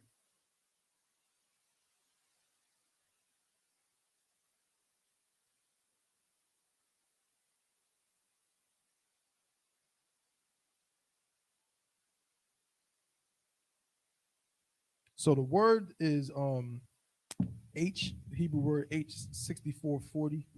Right now you're gonna see it as puniyum, because usually, of course, it's used to talk to multiple people, right? So that's why you'll see it as puniyum. But it'll even tell you in the Jacinius Hebrew Chaldee lexicon, right? There another form of it, panya. Panya is another form, right? But the word means, now check it out. Now you see it right here. It says face. It literally means face, right? But it says face. In the outline of biblical usage, it says face. The A definition, face is B, presence. Presence. I don't know if y'all can see that. Y'all see that? B, presence. You see that? Con. So in this context, alawap panya means general present. But there's a general in our presence. So when you hear alawap panya, what do? And these will be more phrases for you. What's the I want to hear it in Hebrew. Somebody tell me in Hebrew what's the first thing we do. Right. When we hear alawat panya, so we're in class, and all of a sudden you hear somebody yell out, alawat panya. The first thing you want to do is I madium, which means, again,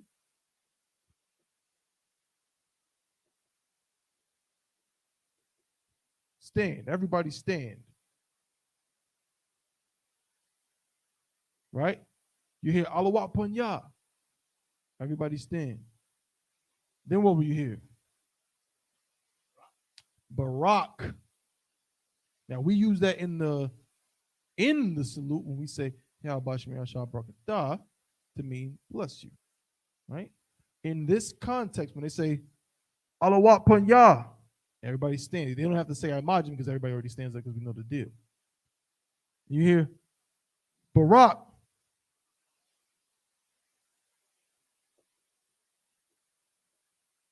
What does this mean? Contextually. It does mean blessed, but think of it like, okay, this is gonna be a weird way to put it, but when I say to you, hey, what am I doing? That's the translation. But what am I doing? When I literally walk up and bump, I'm what? I'm saluting you. In this context, Barak means to salute. You can actually look at that up in the blue letter as well, and it'll say the same thing. Barak means to salute. So when we say, Allah Panya, if I get up, the general might be walking through the curtains right here. You hear brother say, Barak. And then we're going to say what we say. We're going to salute him. Yeah, about you. Right? Come. But that's what that means. And at the end of class, we say the same thing. We don't say the alawat panya part. We say imadyum. Now, there's a word that we tack on here. I'm going to erase this slide. There's another word. This is the last one we'll do before we get out of here. There's a word that we tack on to this imadyum that changes it a bit. Who knows what word that is? We're actually in it right now. There's a word that we attach to this imadyum that changes it, changes the command. Imadyum is a command, stand, right? But there's another word we add to this to change the meaning at the end of the class. No, it's not added. It's a whole different word, making a whole new phrase. Imadyum. Imadyum what? Imadyum Shabbat. It's like, yeah, I think it is. Imadyum Shabbat. What does the word Shabbat mean? It is the Sabbath, but what is the Sabbath a day of? I just gave it to you. It's actually close. The word for 7 is Shabbai, I believe. Or Shabbat. Shabbai? Shabbai is 7. The number 7 is Shabbai. But this word, Shabbai, is the root for this. But we're in the Sabbath right now. The Sabbath is a day of rest. Shabbat, because we are. It's sundown. The same, yeah. In our culture, a new day starts when the last day ends. So a day ends when the sun goes down. So now we're in a new day until the following sundown, and so on and so forth. It's sundown, sundown, sundown, sundown, sundown, sundown. It's not about time. That's the devil. He deals with time. That's why his day starts at midnight in the middle of. It doesn't even make sense. You understand? That's why his new year starts in the middle of winter. Right, exactly. You understand? So Shabbat means rest here, but contextually, right? When we combine these two words, Imajim Shabbat, what are we saying? So Imajim Shabbat.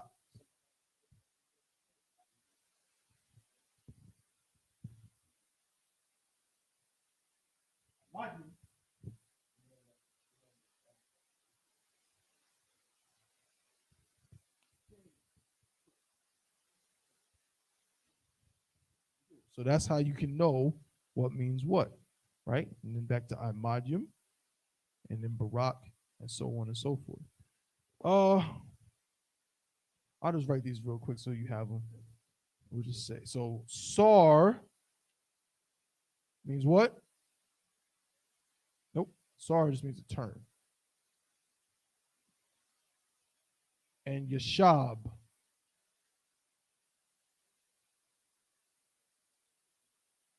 means to sit. Right. We got some more we can learn. So next week we'll actually get into more. So we did Alawap.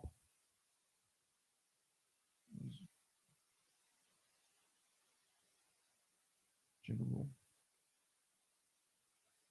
Present.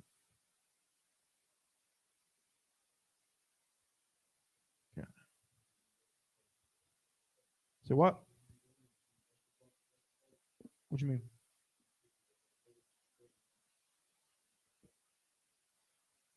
That's your homework.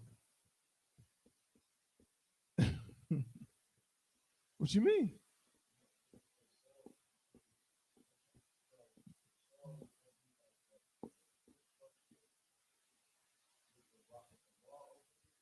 I feel like, honestly, brother, yeah, I know exactly what you're talking about. I'm glad you said that because now y'all got homework. No. I'm saying y'all got homework. I'm saying that next week, when y'all come in here, I want to see, so, Wapanya Kwadum, 1, Imajim Shabbat, 2, Alawapanya, 3, Barak, 4, Sar, 5, and Yashab, 6. I want to see all 6 of these phrases written out in ancient and Assyrian. What you mean? Like you gave me. You ever written down the? No, hey, the brother wants 7. I'll give him 7. All right, I'll give you one more. All right, so let's here's what we'll do. Let's do this one. Here's one you might hear. You probably hear this from General Muhammad. You probably don't want, if you hear this one, is you might want to heed this word. What does this mean?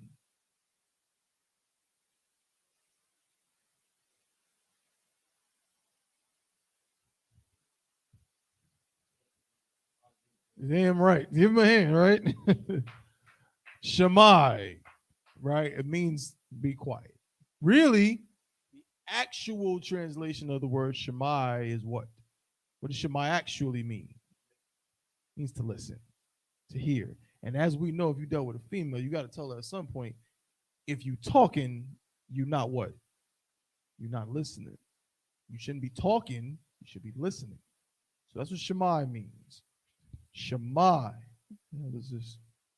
Shemai. So listen.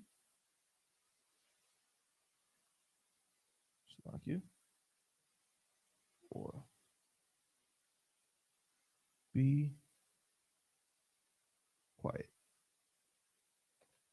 All right, now y'all got 7. Y'all got 7 words. Please. Wapanyaquadum, come. Uh-huh. Uh-huh. 3, 4, 5, 6. Shema. 7. I got 7. Yep.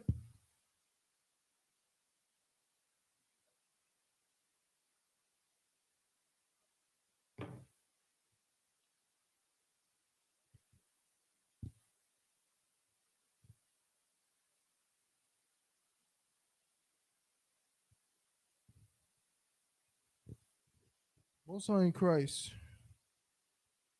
So next week, we'll work on some more of these phrases. We'll learn how to break down some of these numbers. We'll learn more titles, positions within the UPK.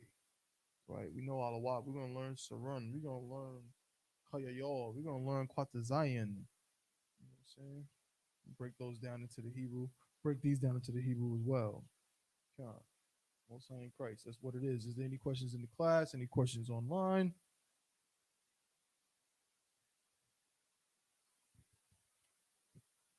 No sweat. Yanazar, we can worry about that after.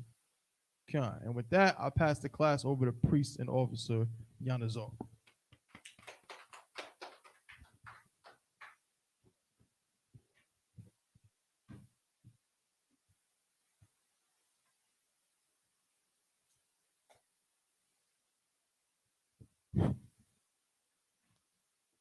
Security announcements. We are the ISUPK out of 1 West, 125th Street, Harlem, New York, under Commandant General Yohana. New rules for brothers and sisters. When a new brother or a sister comes into the school, they are off limits for 6 months. They are to be saluted only. They are here to shed themselves of the world. After 6 months, if a brother or sister has an interest in a particular person, he or she must get permission from the head to speak to a brother or a sister. There is another 6 months in which the brother or sister will court each other. After this 6-month period, the brother or sister will get permission from the head to marry. Tithes, which is a commandment. You can find this in Numbers 18 and 21 and Malachi 3, 8 through 10, means 10th in the Hebrew and is pronounced ma'ashara. 10% of every penny of any increase the Lord gives you, give to the Treasury Department or teacher. Priest fund, free will offering for priest, not mandatory. Whatsoever amount you would like to give. Upcoming Holy Convocation, which will be the Feast of Hakanaka, which will be November 28th. Remind Akim and Akwatium to check on social media such as isupk.com, Facebook, Twitter, YouTube, and so on for ISUPK events and materials. And I can never express enough how important it is to, pay attention to the ISUPK social media broadcast. If a brother wants to be a trooper in the school, then he is to start wearing all black, which includes black boots, shirt, pants, headband, or scarf,